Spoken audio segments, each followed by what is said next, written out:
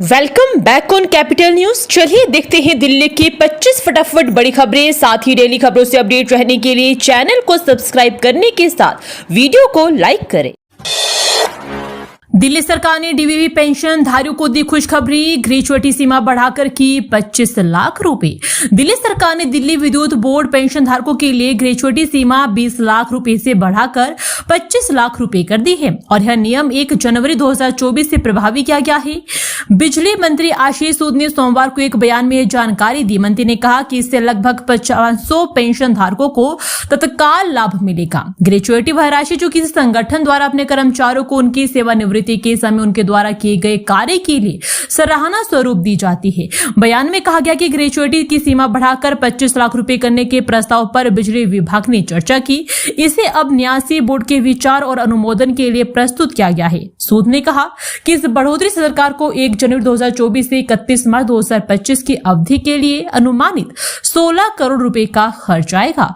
दिल्ली विद्युत बोर्ड कर्मचारी टर्मिनल लाभ निधि 2002 पेंशनधारियों द्वारा लंबे समय से यह मांग की जा रही थी।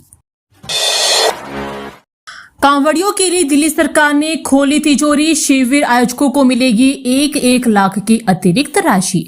दिल्ली में कांवड़ियों को सुविधाएं उपलब्ध कराने के लिए भाजपा सरकार जहां पहले से ही अपनी तिजोरी खोले बैठी है, वहीं सोमवार को मुख्यमंत्री रेखा गुप्ता ने एक और बड़ा फैसला लेते हुए प्रत्येक कांवड़ शिविर आयोजनकर्ता को 1-1 लाख रुपए अतिरिक्त राशि देने का फैसला ले लिया है। फैसले के अनुसार दिल्ली में सभी 374 कांवड़ शिविर आयोजकों को 1-1 लाख रुपए की अतिरिक्त राशि दी जाएगी। इस तरह भाजपा सरकार कांवड़ शिविर आयोजन पर 3 करोड़ 74 लाख अतिरिक्त राशि खर्च कर लेगी। दिल्ली सरकार के एक वरिष्ठ अधिकारी ने इस फैसले की पुष्टि की है और कहा कि मुख्यमंत्री रेखा गुप्ता ने कांवड़ शिविर आयोजकों को प्रोत्साहित करने के लिए यह कदम उठाया है। दिल्ली सरकार की योजनाओं का लाभ उठा रहे लोग सावधान, दोबारा से की जाएगी जांच, सीएम रेखा गुप्ता ने बताया। मुख्यमंत्री रेखा गुप्ता ने कहा कि गरीबों और बुजुर्गों के लिए चलाई जा रही मौजूदा योजनाओं को दोबारा से परखा जाएगा ताकि योग्य लाभार्थियों तक सहायता पहुंचे और अपात्र व्यक्तियों को योजनाओं से बाहर किया जा सके। मुख्यमंत्री का कहना है कि दिव्यांगों को डिजिटल कार्ड देने की प्रक्रिया जल्द ही शुरू कर दी जाएगी। मुख्यमंत्री का कहना है कि पिछली सरकार ने इस वर्ग के साथ धोखाधड़ी की है, लेकिन अब ऐसा नहीं होने दिया जाएगा। क्या है बारापूला फेज 3 परियोजना में आर्बिट्रेशन का मुद्दा? कैबिनेट बैठक में उठाएगी दिल्ली सरकार। दिल्ली सरकार बारापूला फेज 3 एलिवेटेड कॉरिडोर परियोजना में आर्बिट्रेशन से संबंधित मुद्दों पर चर्चा के लिए मंगलवार को कैबिनेट बैठक करने जा रही है। जून में लोक निर्माण विभाग मंत्री प्रवेश वर्मा ने विभाग की अनुबंध शर्तों से मध्यस्थता की शर्तों को हटाने की घोषणा की थी। इस फैसले का मतलब है कि पीडब्ल्यूडी और निजी ठेकेदारों के बीच भविष्य में होने वाले किसी भी विवाद का निपटारा केवल अदालतों के माध्यम से किया जाएगा, जिससे मध्यस्थता की प्रथा प्रभावी रूप से समाप्त हो जाएगी। सूत्रों ने कहा कि सबसे बड़े मामलों में से एक बारापूला फेज 3 परियोजना से संबंधित था, जिस पर कैबिनेट में चर्चा होने की संभावना है। सीबीएसई का नया प्लान, 11वीं और 12वीं में साइंस और मैथ चुनने की मिलेगी आजादी। छात्रों की क्षमता, समझ और करियर की दिशा को ध्यान में रखते हुए केंद्रीय माध्यमिक शिक्षा बोर्ड अब 11वीं और 12वीं कक्षा में STEM विषयों विज्ञान, तकनीक, इंजीनियरिंग और गणित को बेसिक और स्टैंडर्ड 2 स्तरों पर बढ़ाने की योजना बना रहा है। यह बदलाव 2026-27 शैक्षणिक स्तर से लागू किया जा सकता है। हालांकि इसकी अंतिम रूपरेखा NCERT की नई पाठ्य पुस्तकों की उपलब्धता पर निर्भर करेगी। फिलहाल सीबीएसई 9वीं व 10वीं में गणित को 2 स्तरों स्टैंडर्ड और बेसिक पढ़ा रहा है।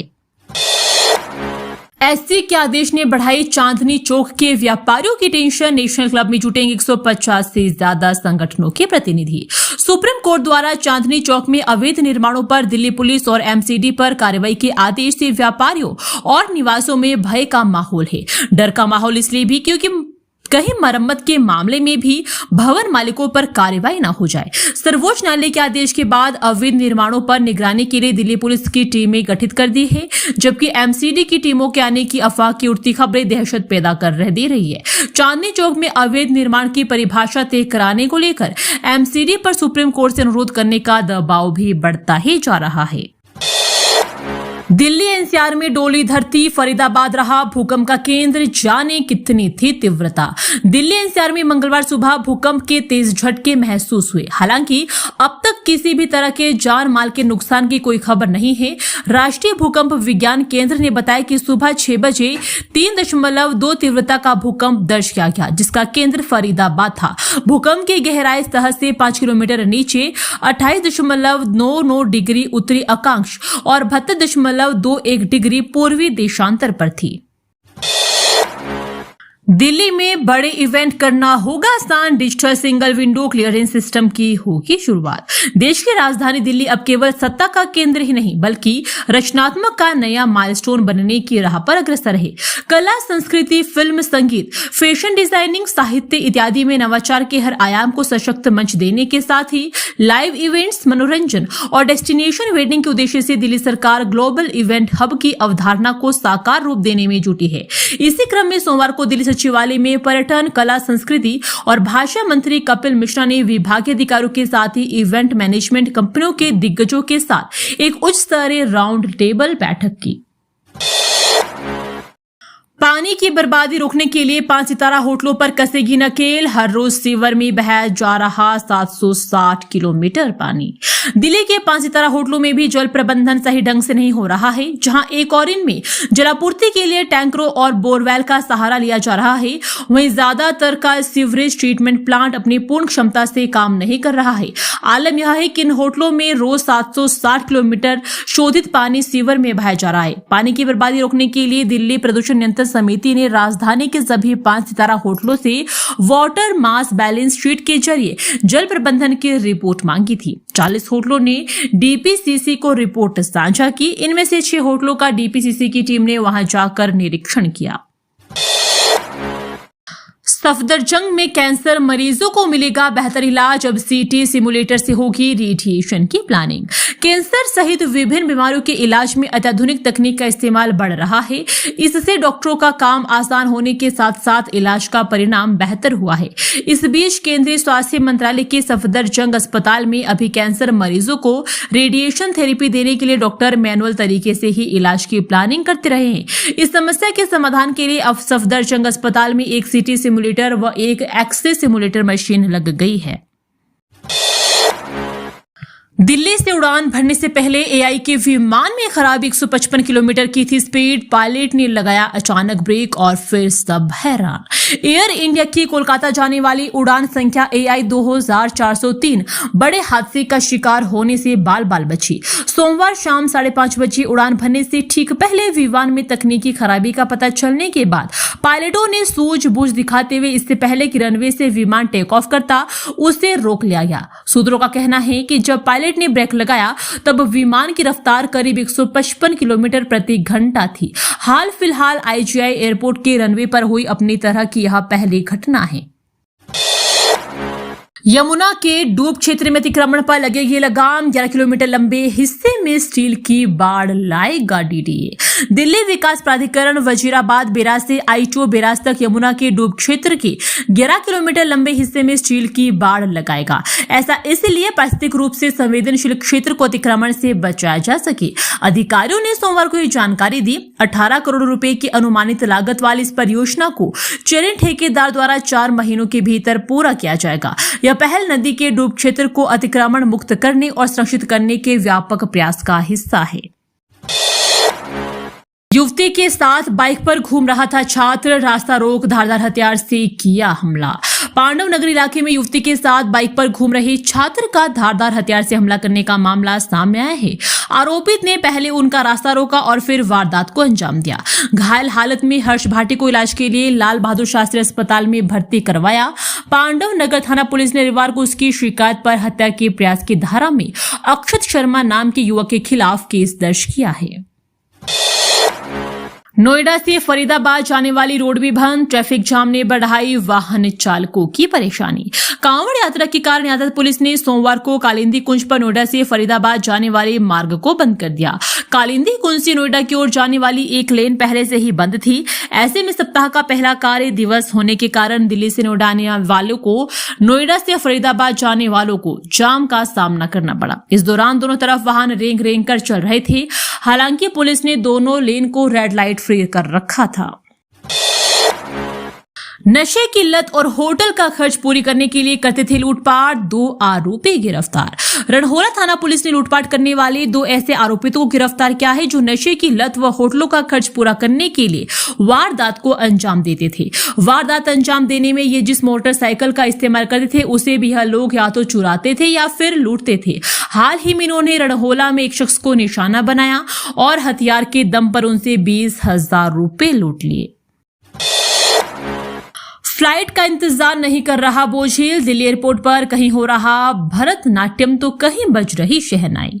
आईजीआई एयरपोर्ट पर पिछले कुछ दिनों से यात्रियों को एक अनोखा अनुभव मिल रहा है। सोशल मीडिया पर यात्री आईजीआई पर मिल रहे इस अनोखे अनुभव की जमकर तारीफ भी कर रहे हैं।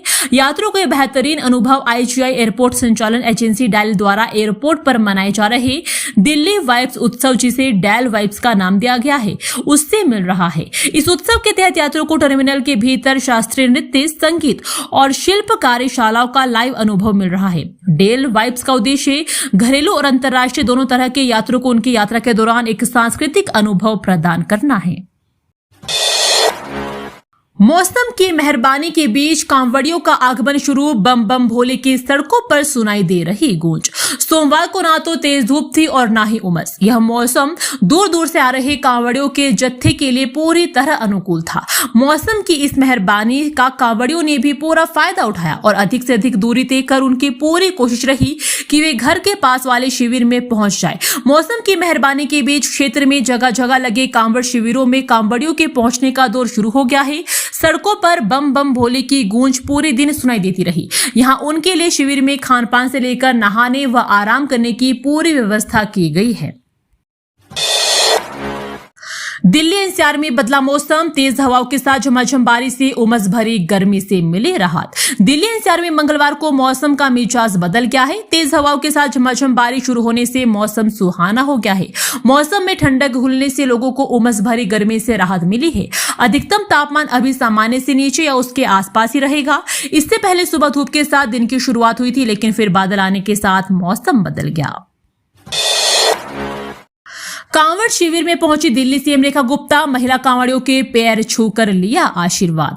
कांवड़ियों के लिए दिल्ली सरकार ने इस बार खास व्यवस्था की है। दिल्ली की मुख्यमंत्री रेखा गुप्ता मंगलवार को श्यामगिरी मंदिर के कांवड़ शिविर में पहुंची और महिला कांवड़ियों को तिलक लगाकर उनका स्वागत किया। इस दौरान सीएम ने महिला कांवड़ियों के पैर छूकर आशीर्वाद भी लिया। दिल्ली सीएम ने फिर से आरोप लगाया, साजिश के तहत शाहदरा जीटी रोड पर कांच के टुकड़े फेंके गए थे। उन्हें विधायकों ने साफ किया और इस दौरान सीएम ने कांवड़ियों पर फूल बरसाए और हर हर महादेव का जयकारा लगाकर सावन की बधाई दी।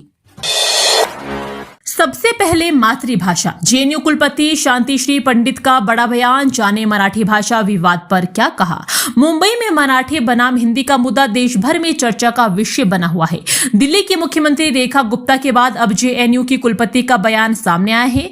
बीते दिन मुंबई की एक लोकल ट्रेन में भाषा को लेकर विवाद हो गया, जिसका वीडियो सोशल मीडिया पर वायरल हो रहा है। लोकल ट्रेन के महिला डिब्बे में सीट को लेकर मराठी बनाम हिंदी विवाद सामने आया, जहां एक महिला ने अन्य महिलाओं से बहस के दौरान कहा कि मुंबई में रहना है तो मराठी बोलो, नहीं तो बाहर निकल जाओ। फ्लाईओवरों की मरम्मत का काम शुरू, मिली गिरफ्तार। बीते मार्च में 102 फ्लाईओवर किया गया था सर्वे।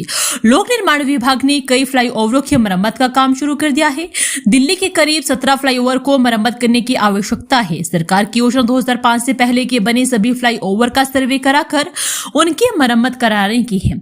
कई फ्लाईओवर ऐसे हैं जिनके एक्सपेंशन जॉइंट व बेयरिंग खराब हो चुके हैं। इससे सामान्य तौर पर तो फ्लाईओवर में खराबी नहीं दिखती है, लेकिन जब वाहन इनके ऊपर से गुजरते हैं तो जॉइंट पर झटका लगता है। बेवफा पत्नी ने मार डाला पति, देवर से इश्क, 6 माह पहले हत्या करने की ठानी, 15 नींद की गोली दी, फिर दिया शॉक। दिल्ली के उत्तम नगर में प्रेमी देवर के साथ मिलकर पति की हत्या करने के बारे में नया खुलासा सामने आया है। जब पति करण देव नींद की 15 ज्यादा गोलियां खिलाने के बाद नहीं मरा तो उसे करंट लगाकर मारने की तैयारी की गई। आरोपी पत्नी सुष्मिता ने एक्सटेंशन हैंगर से तार को पति तक लेकर आई, तार को आग से काटकर प्लास्टिक हटा दी। इसके बाद नंगे तारों को पति के हाथ पर टेप से अच्छी तरह चिपका दिया और इसके बाद तारों में करंट शुरू कर दिया। दिल्ली की मुख्य सड़कें 23 तक बंद, ट्रैफिक पुलिस ने लोगों को वैकल्पिक मार्ग अपनाने के लिए कहा। दिल्ली यातायात पुलिस ने एडवाइजरी जारी करते हुए कई प्रमुख मार्गों को 23 जुलाई सुबह 8 बजे तक बंद कर दिया है। पुलिस ने कांवड़ यात्रा के अंतिम चरण में आने वाली भक्तों की भीड़ के मद्देनजर यह फैसला किया।